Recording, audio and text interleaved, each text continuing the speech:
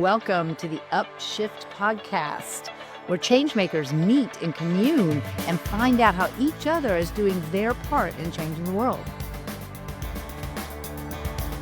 And today's guest on the UpShift is Dr. Amanda Adkins.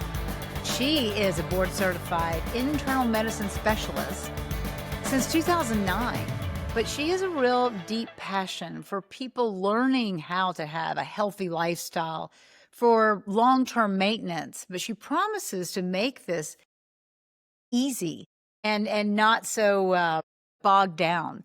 And she uses plant-based medicine. So she's really taking a nice and different turn, especially since she is from a Western traditional medicine and moving us into health using plant-based medicine. So welcome, Dr. Amanda. Hello. Thank you so much for having me today. We are very excited to learn what you know. So first I have to ask, how did you switch from traditional medicine as an internal medicine specialist? Or maybe you started out that way, but you shifted into now plant-based medicine and found success there. So how did you change? How did you shift? So I tell people it's a several decade long story, and it comes from my own health journey because when I was a 16-year-old, I actually became a vegetarian myself. And it was in the time in the 90s. I grew up in Indiana where that was not a huge thing. It's not as widespread as then now as it was then. So it is very interesting to see, and I always tell people at the time, my father was a meat delivery truck driver. I was So going to say you grew up next to cows. yes, yes. So we had all sorts of meats that were just available, and I just decided for my own health, I was an obese teenager, so I was like, I'm gonna just change some things, see what I can do to improve my own health.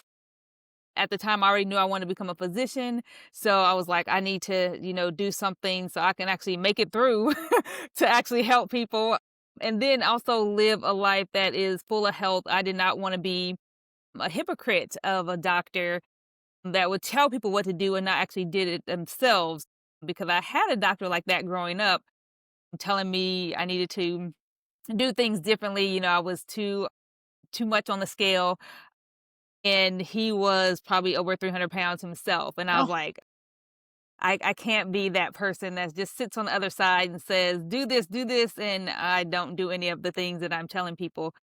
So it's always been in me. And I chose internal medicine because I love all the different aspects of, just medicine in general. And then went on to actually become certified in lifestyle medicine, which is now how I got with the plant-based actual eating and lifestyle to actually help people, because I learned that it actually helps to prevent and possibly reverse chronic illnesses, which I was trying to do for myself anyway. And so it just was like a calling from the time I was younger, and I just stepped right into that to help others. wow. First of all, let me please applaud you for having integrity because I have seen people out there that don't look the part, but they're preaching. Mhm. They're smoking cigarettes and they're telling you to quit, you know?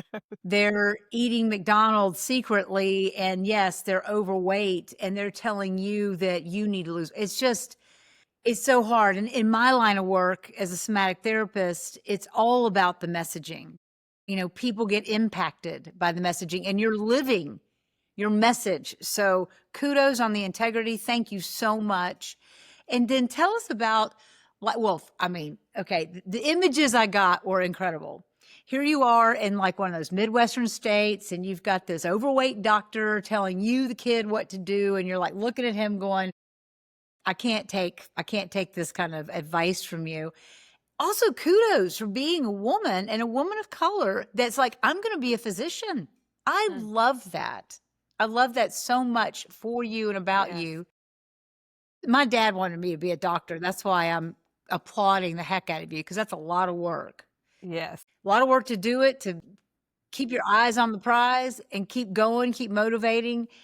And now you've moved into what I love, lifestyle medicine, which is a holistic point of view of health, Yes. which we're not really supported in this nation. culturally for that.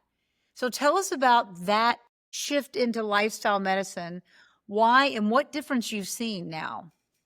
So I can actually give kudos to my actual patient because he was one that actually told me about like there was something out there that was similar to lifestyle medicine. He introduced me to Dr. Joel Furman, which really focuses on a lot with nutrition because I tell people we do not learn nutrition in med school. Like they're doing better now, but I graduated in 2005 and nutrition may have been, one lecture in the biochemistry class that you learn and then it was just like, okay, not something we held on to, to tell you the truth. It was not a big part of the exams. It was not something that we actually talked about. So he told me about that, and I was just like, "Oh, okay," and I'll look into that. I actually still have the book up on my bookshelf. Eat to Live was the book, and Yes. I actually then went on to like nutrition courses with CME because as physicians we have to keep up with medical education, and so I just wanted to go to Arizona because I had never been to the West Coast and went to a nutrition course, and one of the doctors there said, "You cannot out exercise a bad diet." And that, Yeah. like, Whoa, went whoa, yeah, whoa. right. I love that. I want that to Yes, sink in for a minute. You yes, can't out exercise a bad diet. right. Women my age are told it doesn't matter what you do, exercise, it's what you put in your mouth, Mhm. especially. Yeah. Yes, Wow, yes. love that.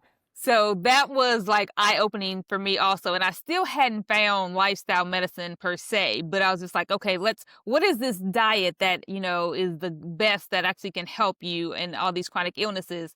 And I tell people I was just, like, Google searching some stuff, and lifestyle medicine actually came up, and I actually looked at it, I'm like, "Oh, this is actually what I really wanna do," because I looked at, like, functional medicine, integrative medicine, and I was like, homeopathic medicine, did a few courses with that, and I'm like, it's something there, but it's not quite, what's pulling me. Like, I don't really want to do this. And then when I saw lifestyle medicine and their 6 pillars, I'm like, this is what I've been doing my entire life. And this is what I was called to do. I know it is. And I just have to learn more about this and actually tell people about it. And so I just got so excited to see that it was something out there that I had been doing and to actually have it science backed Yes. because before it was just like I did this for myself. I really wasn't telling other people about it, but to actually see that, the research behind it and then people then started asking me, okay, well, what are you doing? I see that and the people never believed that I was overweight, obese, whatever as a teenager until I like showed them the pictures. Even going through like med school and residency, I was heavier than I am now. And there's like, no, that's not you. That's not you. And I'm like, yes. So when you tell me that you have trouble like picking meals and no means am I perfect, I understand. Like, it's not just like science based that I understand. I understand emotionally what that struggle is like to go forth and just actually seeing that I'm like I have to do this and then actually seeing people like make lifestyle changes themselves and actually help with their blood pressure, help with their blood sugar, help with their stress is just like I have to do this. It just brings me joy. I don't know if you just heard the excitement in my voice, but people are like, "Ooh, you kind of light up when you talk about eating Yeah. different and stuff like that." Before I'm just like, "Here's your pill. Sorry that yes is going to cause all these side effects. Okay, I'll see you next time and see what else we're going to add." People tell me, "What else can I do?" I'm like, "Okay, I'm in the room for longer than I need to be." And my nurse is like, "Okay, come on out. That was my previous life. We got to keep moving." Doctors, I tell you, the structure that they give you in school, I was thinking about asking you to solve the mystery of why they don't teach doctors coming in medical school more about a holistic approach, because I believe that food is medicine and you need to learn how to use it. So I'm curious about the 7 pillars. Can you tell us about the 7 pillars in your lifestyle medicine? So there's 6. If I said 7, I misspoke. So there's 6. So the first is a plant predominant diet, our nutrition, exercise and movement, a stress reduction, restorative sleep, social connection, and reducing toxic substances. So like if you excess alcohol, tobacco, drug use, things of that nature. The one that I can tell you that was the most surprising to me was the social connection piece. Mm. And I never thought about that at the time, but I'm like, "Oh my gosh, that is so true." And I think it came out more during the COVID pandemic when everything was shut down that people actually saw how much that impacted our health, but it still was still eye-opening to me to see that because I'm like an introvert and I'm like, "Oh, I don't need to be around people. It's fine. It's okay." But like that was like a missing piece. And like I tell people like I'm in this journey with you. So that's like something big I've been working on in my own life now to really make those social connections with people outside of medicine, but just like getting to know people and actually, spending time with them. So that's where I am in my 6 pillars of lifestyle medicine. And learning along with your patients. So Yes. let's take Jane Doe. Let's call her something else. Let's call her Janelle Duncan. I'm so sick of Jane Doe. Janelle Duncan. Janelle Duncan comes to you and she's overweight. She smokes cigarettes out of stress. She has 2 children and kind of a deadbeat husband, okay? And a job she has to work because the family needs money. Give me all 6 things you would tell her of just one suggestion in each of the 6, just a step 1 for her. Yes. So one, I would say I'm not going to go through all 6 at one time because that's going to be overwhelming for her. So I You can would tell like, us. yeah, yes, but just thinking about all those things because what will happen is that she will feel overwhelmed and not do anything. So I always like to That's point that right. out to people. So if we talk about like nutrition, the first step, I always say, look at what you're eating first and see what we can add to it. We don't want to take away anything necessarily. So I always tell people add in like a vegetable to every single meal if you can. If you can't do every single meal, add it to one meal a day. So like lunch, add in an extra serving of vegetables every single day. That's not something hard to do. You can just, grab some carrots, grab some leafy greens, something like that, and just put them on your plate and you can go on about your day. Nothing extra that you have to think about, too heavy or anything like that. The next thing would be with movement, exercise. Go for a walk during your lunch break. So a little bit of time to eat and then you go for a walk. 10 minutes, 15 minutes, whatever you can do. Just start getting into a routine of that. Easy things you can do. Stress reduction. A lot with working mom, with a husband, trying to keep everything together, the CEO of your household. You want to actually take that time for yourself, even if it's like 5 minutes first thing in the morning to just breathe, to say, this is going to be a great day, do affirmations, whatever you need to do to actually get your mind right. And that can be hard as a mom that works with a husband. I'm with you there. So I know that that's the case. So reducing your stress. And then with the sleep, restorative sleep, you want to actually have a set sleep and wake time. So no Mm. matter what, you're gonna be like, I'm going to bed at this time so I can get in my sleep. Whether it's like make sure the kids are down, like this time, mommy's door is shut. You guys need to be in the bed. Mommy's gonna go to bed so she can get ready. Same thing for the husband. You make sure you get your sleep. And it's 7 to 9 hours, whatever you can do. So let's see, smoking cessation. Now that's the hard one. So what I usually recommend for people to do is actually take it to where they have their cigarette. There's certain things that trigger when you want to have a cigarette. Yep. So what I tell people is like you pull the cigarette out, you look at it and say, I'll get to you in a minute. I'll get to you in a minute. And just try to stretch out that time that In you between. are between cigarettes. So it's not like you just automatically do it. So no, look at it. Okay, set it down. I'm gonna get to you in a minute. I'm gonna get to you in a minute. And I had some people that's been successful with reducing their smoking just by talking to their cigarettes, saying, I'll get to you in a moment. And And then then let's they see. got admitted to the loony bin for No, no, talking no. to their cigarette. That's their mind game there to actually tell the cigarette because I it's know what then you're not controlling doing. them. Yes, it's not controlling them. You're controlling it instead. And then the social connection.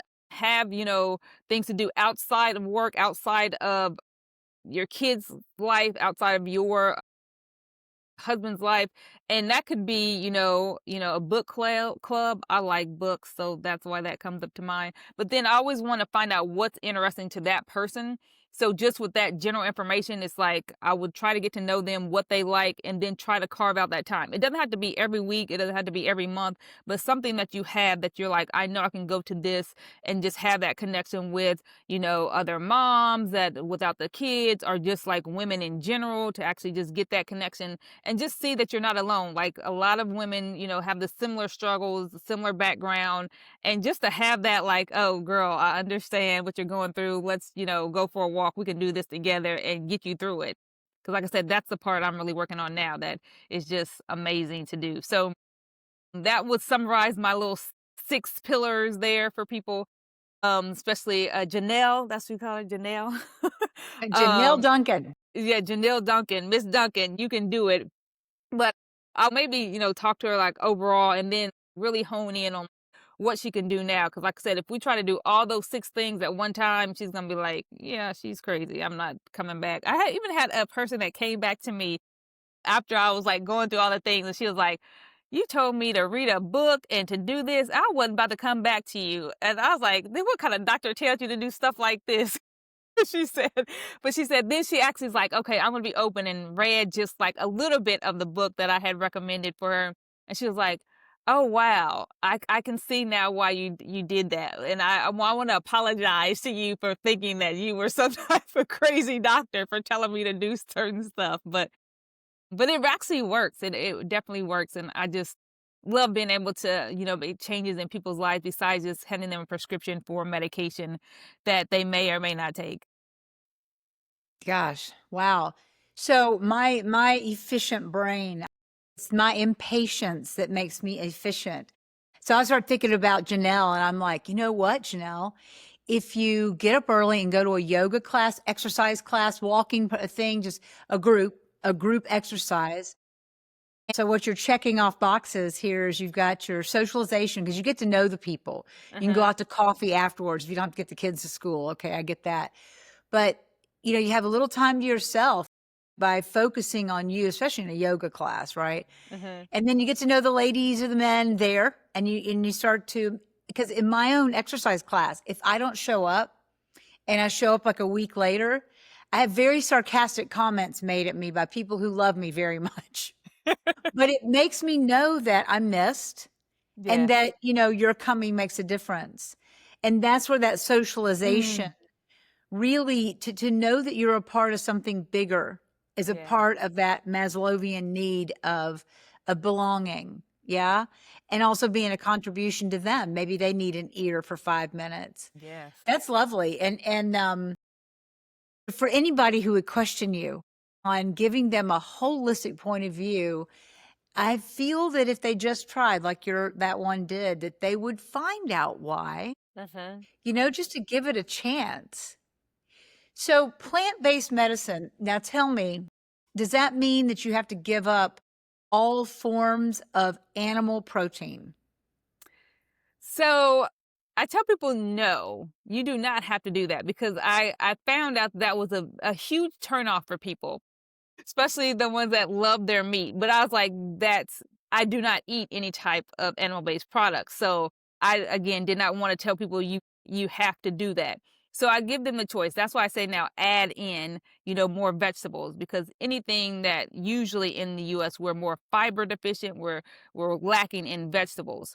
But they do not have to give up every single animal-based product that's out there just to become healthier, okay? When I'm saying healthier, I mean like related to their blood sugars, blood pressure, heart disease, things of that nature, because that's what I really focus on, and especially for women. But they don't wanna give up all that, and I was like, "That's fine." As we move more towards away from 100% carnivore to 100% omnivore, I'll say, we would just, like, go that direction, so you don't have to be 100% plant-based for these things to actually make a difference, and even in lifestyle medicine itself, it says a plant predominant diet. It's not a plant exclusive diet, Mhm. so they would actually notice a difference. But you are gonna be required to eat more fruits and vegetables and whole grains like that to actually make it work. And it's not just gonna be a side dish. But I just know like as you move along the spectrum to eating more and more plants, you're going to get healthier and healthier along the way. And that actually puts some people at ease after I, would tell them that because they're thinking of a life without any meat at all. They're like, that doesn't exist. Like, who does that type of thing? Mhm. And then that just kind of opens their mind a little bit more like, okay, so I could do this. Of course I can do that. Like, if I don't have to give it up totally, then I'll be open to listening to more what you have to say, Dr. Amanda. Okay. All right. So I got questions. I almost want to put myself on the hot seat because I owe blood, first of all, and Dr. Diadamo, which did Eat Right for Your Type, O blood is the original blood. We don't have any antibodies. So we were formed when we were eating meat and just meat, and like some leafy greens and some nuts and fruits if we found them. And we also can go those long times without food. Like a Uh-huh. state of ketosis is actually our fighting time, as an animal, back when. And you can debunk that. I'm just telling you the knowledge that I know. So if I were your patient, I love my red meat. I don't eat it every meal. I don't eat it all the time, but I do like it. Very lean, super lean, very fine cuts of meat if I'm going to eat it. And then chicken. And then I also heard that chicken's harder to digest than, Mhm. say, hamburger, which is Mhm. weird.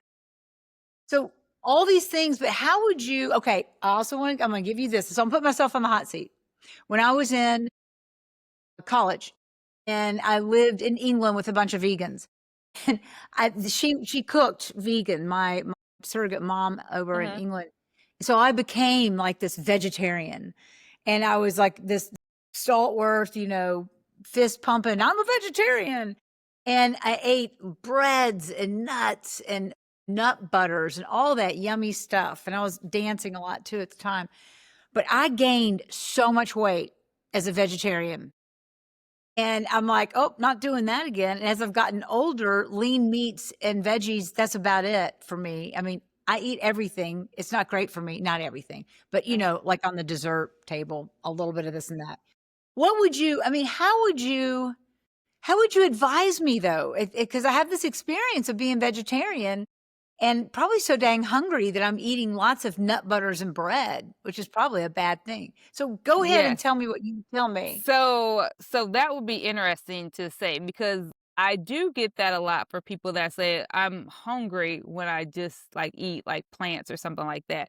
And I would tell them, one, you're not eating enough of the fiber, the leafy greens. Instead, you're going to the high dense foods like the breads, the nut butters. Those are things that you want to have more at the top of the pyramid where it's a lower amount of food that you're eating, and then more of the base of the leafy greens. And you would have to eat a lot of leafy greens to actually help with that. And you have to be careful because if you actually eat those high dense foods, high calorie dense foods, then you are going to gain weight. And so what we'll look at is also then if you're eating a lot of red meat or a lot of meat in general, that we'll look at how much inflammation is going on in your body. So this is not for everybody. And so we'll look at that and see because the inflammation can come from eating those foods as that nature. And then also making sure that you're doing it for the right reasons. So again, you were influenced by someone else. You weren't really like having any type of medical issues at the time, so you just, like, went on, it's like, "I'm just gonna try this and do this type of thing." But we wanna actually looking at eating whole foods, unprocessed foods, and that's Mm, why I say you move from eating, mostly meats to more veggies and things of that nature, and if you do that, you actually find that you have more energy, you feel better, and you are lighter. Um, lighter. and yes, and so I don't when someone has a negative experience, I usually don't try to discount that, but I was like, well, let's see what else we can do that helps you through that. If you love your red meat, I don't know why, but we'll say, okay, so we'll go. And I like I'm talking to you, that's how I talk to my patients, just to kind of get them like loosened up. I don't want to be like too strict because sometimes people say I'm strict, and I was like, I'm just trying to make sure that you kind of bring your guard down. Like this is You're at this fine. point in time, we're not talking where you have to do everything at once. But as you start to decrease the amount of like red meats that you have, even chicken, which is the white meat, and you were going to say that, I was like, it's all about the marketing that we get of how, certain things that we eat and why that is. but you just want to look at that and see why you're doing it and why you want to change. So if you don't want to change, like say I have no issues, I'm doing well with this, then I will not even try to make a difference. Like say you have to do this and change this if there's no compelling reason for you to that you need to actually change to something different, because you won't see the benefit of it, right? Right. So if your blood pressure is good, your weight is good, you feel good, you don't have a lot of decrease in energy, you have energy, I'm not going to tell you to change anything. Even if I don't think your diet is the healthiest, I'm be like, okay, that's good for you.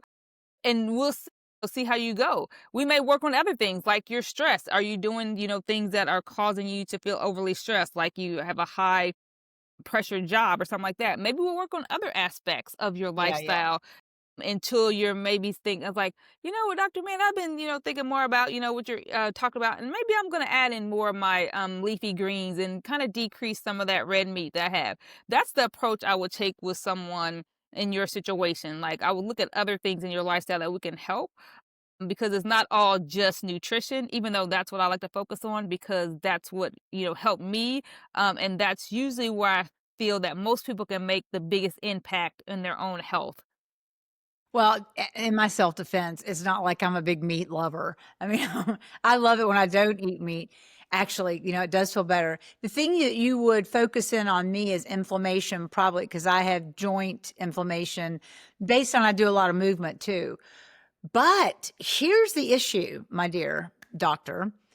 Hormones. Where do hormones fall in your protocol? Because I find that people don't, especially doctors, don't talk about hormones enough or at all, and they run our lives as women.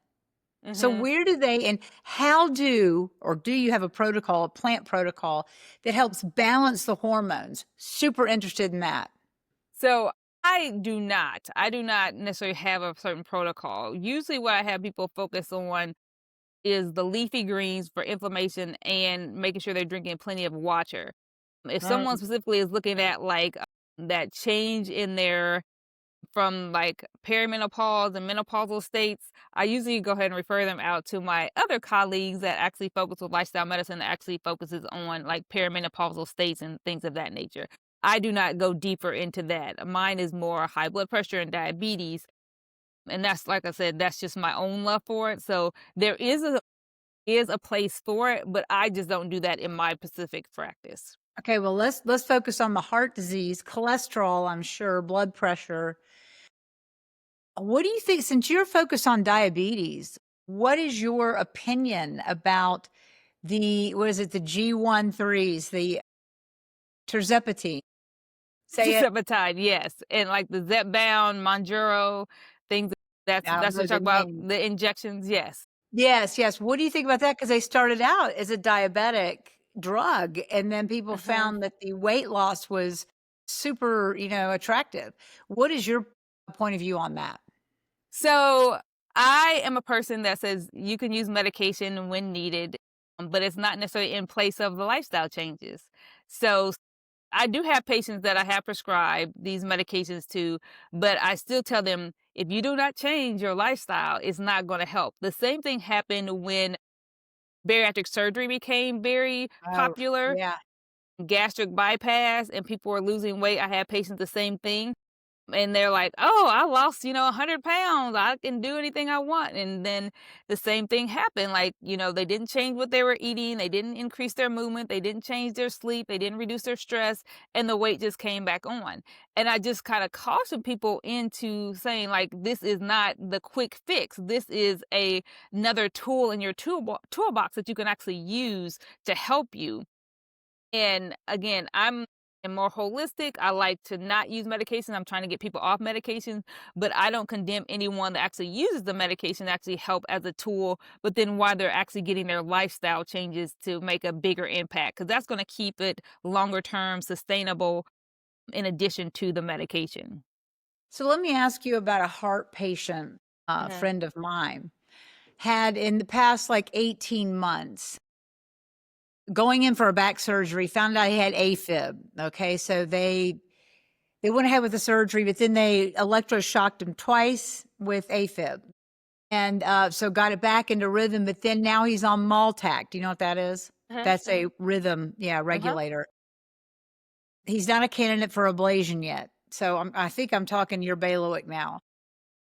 But he is on to a beta blocker to keep his heart rate below 100, like I think 100. Beta blockers, statins, okay, Maltec. He's on a blood thinner. I mean, it's like, poor guy, this friend of Mhm. mine. I'm like, gracious, can you get off the couch? And he is an avid, he works out every day for an hour and a half a day. He has what looks like hardly any fat on his body. 70-year-old man. And is there a way to wean people once they're on this protocol? And this protocol came on like in a couple of months Mhm. by, a cardiologist, electrocardiologist, a regular cardiologist, his regular doctor. He even sees kind of a holistic doctor that looks at his hormones. It's just, is there a way to wean somebody off of some of these types of medications to more of like food? Let's talk food, because lifestyle, he's got a pretty good lifestyle as far as working out. What kind of holistic or the plant-based lifestyle could help him? So for him, it's not, I wouldn't say it was heart disease because that would be more like blockage, like the plumbing part of the heart. He's more like the electrical part of the heart. So there's two Well, different wait, types. wait. He actually had as a stent. I forgot to tell you that. Okay, okay, because you're like, Yeah, yeah, you were yeah. saying like AFib. So I was like, oh, that's totally different. So because I was like people, they have the electrician and then you have the plumber for the heart. That's So right. That's what they call yeah. that's very right. He has both. Yes. Okay. So as far as the stent, yes, the cholesterol that can actually help, and that's inflammation. So what would we do to decrease inflammation? It's the leafy green vegetables. And people, I would tell him to work closely with his cardiologist because I never like to try to give medical advice for specific situations. But there are lifestyle medicine cardiologists out there that can actually help him through. Yes, Dr. Batiste, Dr. Columbus Batiste is actually a lifestyle medicine cardiologist out here in California area, Southern Cal, but he does a lot with that. But yeah, leafy greens actually help with decreasing inflammation. And so I tell people that is the powerhouse. If you can add one food only, it would be dark leafy greens. Even if you're on a blood thinner, because the blood thinner, you just have to eat a consistent amount of food. Like they just want to see the consistency. They don't want you changing a lot with your diet as far as when you're on blood thinners. But if you consistently eat a lot of green leafy vegetables, that'll decrease inflammation and it won't interfere too much with your blood thinner. So that's what I would work for, in someone that has had a stent and like trying to see if they can get off medications and why. Now, conventional medicine, we're still, far off from telling people that have heart disease that you don't have to take any medications at all because that is not necessarily the standard of care at this point in time. So if a liability situation happens, then they're going to be like, well, that's not the standard of care. We recommend that you do X, Y, and Z. But again, there are lifestyle medicine cardiologists out there that can actually help you and actually work through it and try to decrease the amount of medications that you're taking, decrease the dosage, kind of see, if we can take away one, see how you do over time, look at your angiograms, things like that that can actually happen as we're moving away from pure medicine to more lifestyle. So that movement is going on, and I don't know if I'll see it in my whole lifetime, but it eventually get there. So then for the busy people, adding leafy greens, like just down in salads the whole time. It's like that's not fun. But what about super greens, the spirulinas, chlorella, blue green If you algae? if you eat them in the whole form, like I see a lot of people that get the supplement, like the peel, Yeah, I was going or to ask you powder, about that. capsule. This thing they advertise on TV with your vegetables, your fruits and vegetables in 2 pills. I mean, Mhm. if you have somebody that lives or say they travel all the time, or I don't know, do you have a inpatient, efficient person's protocol that if they can't eat a salad every day, what's the at least do this kind of thing? A So pill? no, I would never. tell you to do a peel. A powder could be, yes. And I actually have done this amazing grass. They have like their greens powder, and then mix that with water. That can help for people on the go. I've done that, like if I'm going to be in the airport all day.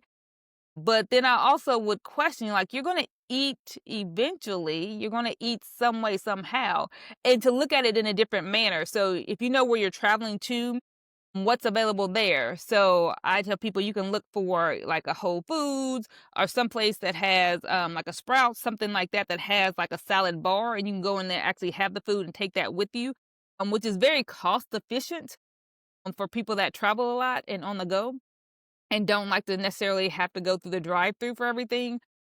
And you can actually spark up your salad, or you can have it, like a little bit different. You don't have to have just a plain salad. You can just add leafy greens to something, whether it's like like a lettuce wrap type of thing. Like you can put your whatever your meal is there and Yeah, just yeah. add in the greens that way. So I They usually can have people wrap look at it. they Say it can again. wrap their juicy hamburger in a lettuce wrap. So sorry. I'm such a You devil's could advocate. if you want to add in, but I'm like, it's that the leafy greens are not strong enough to set off that bacon. Um Just but you can say you added your leafy greens. I would not get mad at you. You did. You added in some. Um but we'll look at that. But I really try to get people with their traveling to like focus on, what are your still goals overall. And like I said, most people know where they're going.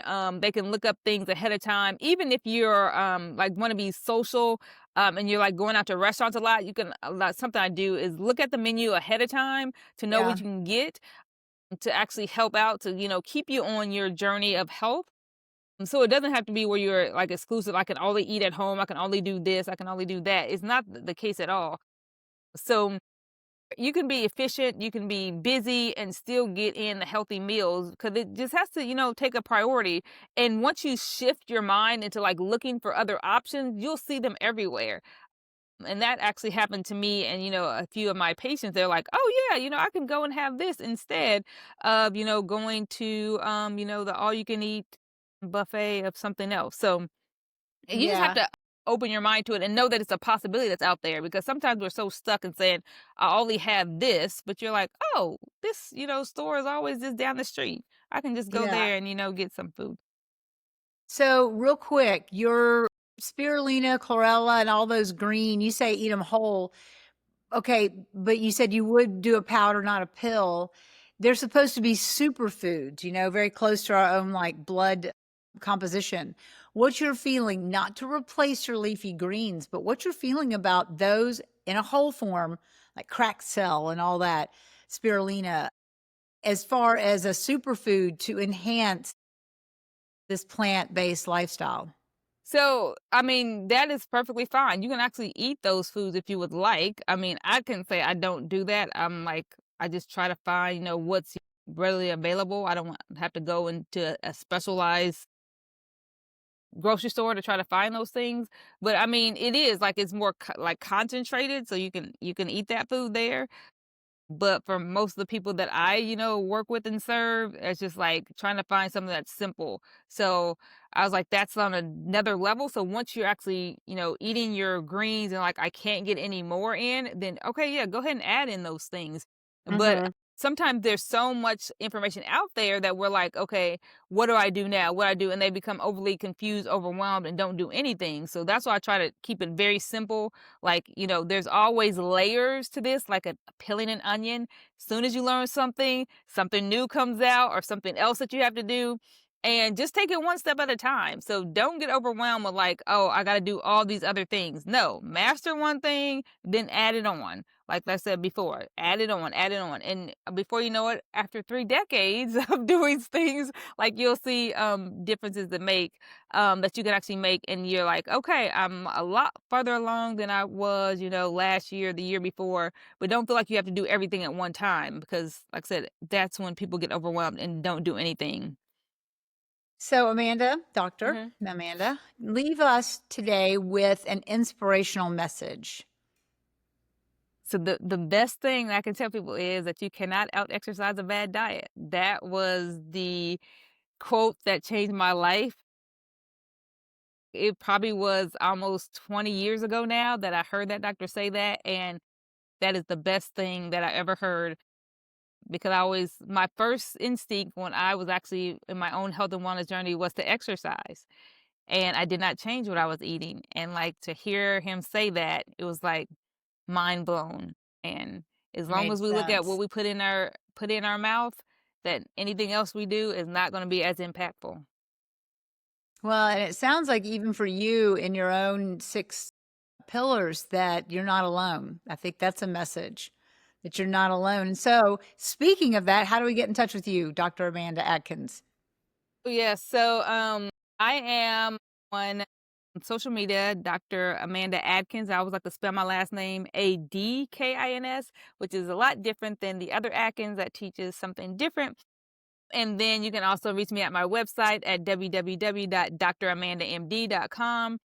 You can reach out to my different services and connect from like my YouTube channel and social media from there also.